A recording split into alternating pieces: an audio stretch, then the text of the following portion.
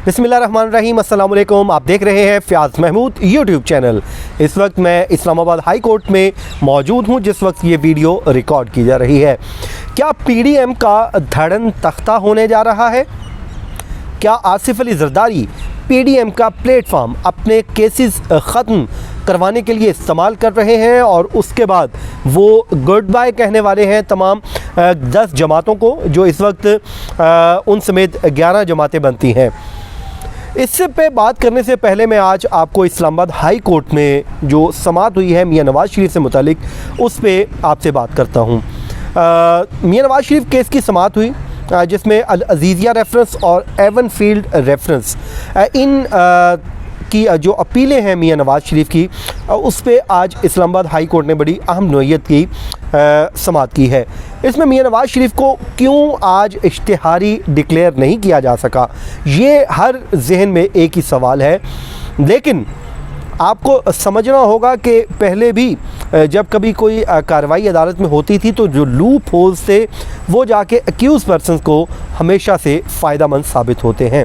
लेकिन इस दफ़ा जो इस्लामाबाद हाई कोर्ट का 2 रुकनी बेंच है, जिसमें जस्टिस आमिर फ़ारूक है और जस्टिस मोहसिन अख्तर कयानी साहब हैं, वो पक्की गेम डाल रहे हैं, यानी कि वो कोई लूप होल छोड़ना नहीं चाहते। वह आज उन्होंने अदालत में ये भी कहा कि हम चाहते हैं कि हम अपनी सेटिस्फेक्शन कर लें कि कोई भी जो पॉइंट है वो रह ना गया हो जिसमें यह साबित ना हो सके कल को कि हमने कोई जो है अपनी कोशिशें नहीं की मियां नवाज़ शरीफ को आगाह करने से मुतल्लिक। आज 2 रिपोर्ट्स पेश की गई।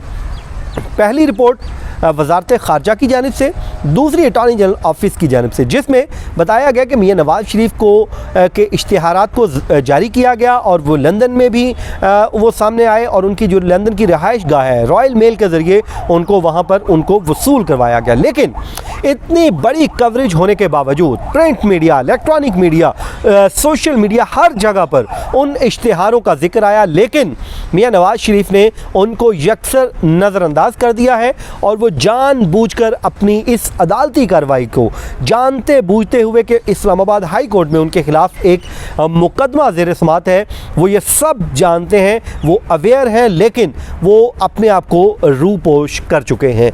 इसी तरह FIA के 2 अफसरान ने भी अदालत को बता दिया कि वो जाती उम्रा गए और वहाँ पर जाके उन्होंने वो अदालत के इश्तिहारात जो अदालत ने हुक्म दिया था कि 24 नवंबर को मियां नवाज़ शरीफ पेश हों बज़रिया इश्तिहार तलबी, वो ऑर्डर थे उसकी तामील करवाई। तो जिसके बाद वो रिपोर्ट पेश की गई तो आज हर किसी के जहन में सवाल यही था कि मियां नवाज़ शरीफ को इश्तिहारी डिक्लेयर कर दिया जाएगा। लेकिन अदालत ने ये सोचा कि नहीं, पहले इश्तिहारी डिक्लेयर करने के बजाय उन तमाम अफसरान का जो लंदन में गए उनकी रिहाइश गाह की तरफ इश्तिहारात लेके, जो FIA के 2 अहलकार जाती उम्रा गए, उनके बयानात कलम बंद कर लिए जाएँ।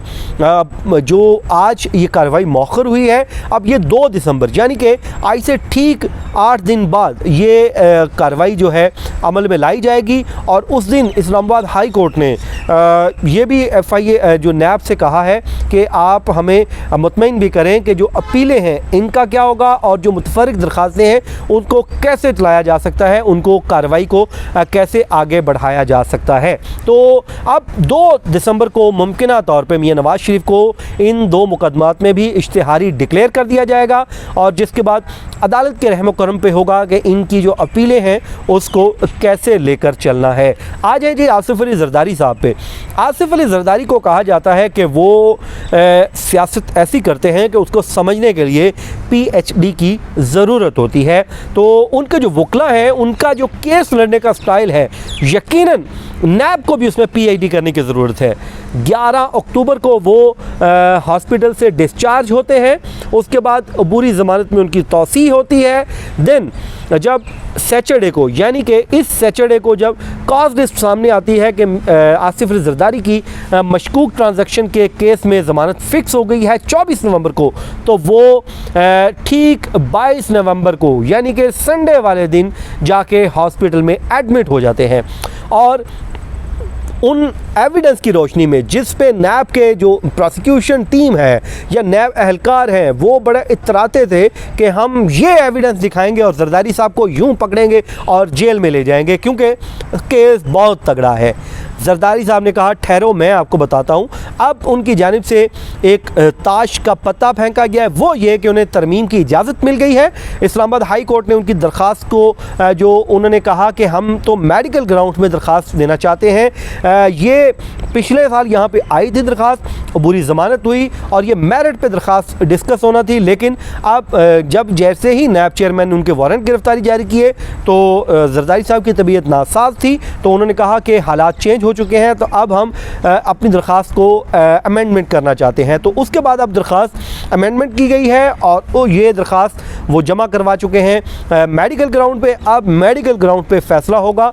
एक तो रिलीफ उनको ये मिला, उसके बाद अगली हेयरिंग तक इस्लामाबाद हाई कोर्ट ने उनको गिरफ्तार करने से भी रोक दिया है, यानी कि उनकी अबूरी ज़मानत में एक्सटेंशन हो गई है, तौसी हो गई है। अब नैब जो है उनको गिरफ्तार नहीं कर सकता और अब फैसला होगा मेडिकल ग्राउंड पे, मेरिट पे बात नहीं होगी, क्योंकि मेरिट पे अगर बात होती तो उसमें बहुत सारे फैक्ट्स सामने आने थे, कैसे 8 अरब रुपए की ट्रांजैक्शंस हुई, किस किस केस में कौन कौन शख्स इन्वॉल्व था, तमाम चीज़ें सामने आनी थी। तो बज़ाहिर ये लगता है कि एक तरफ जरदारी साहब कोई डील कर रहे हैं, मामला चलाने की कोशिश कर रहे हैं और उधर PDM के जलसे जारी हैं, इधर जरदारी साहब के लिए रिलीफ का जो सिलसिला है वो भी जारी है। हतमी फैसला तो इस्लामाबाद हाई कोर्ट करेगी, लेकिन बज़ाहिर ये लग रहा है कहीं ना कहीं वो PDM की जमातों को चूना भी लगा रहे हैं। तो ये था जी आज का हमारा वीलॉग। आप इस चैनल को सब्सक्राइब कीजिए, कमेंट कीजिए और अपना फीडबैक ज़रूर दीजिए। मुझे दीजिए इजाज़त, अगले वीलॉग तक के लिए अल्लाह हाफिज़।